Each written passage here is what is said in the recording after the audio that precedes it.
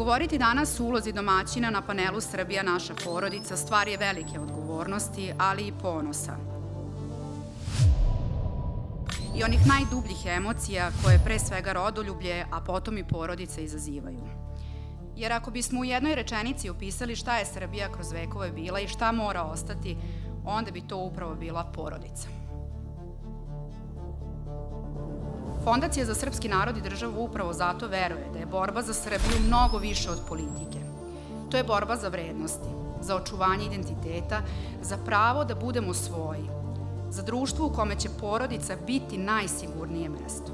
Moram da istaknem da sam lično veoma ponosan što je naša stranačka fondacija odlučila da organizuje ovu konferenciju i da uzme na taj način učešće u obeležavanju današnjeg dana, Međunarodnog dana porodice.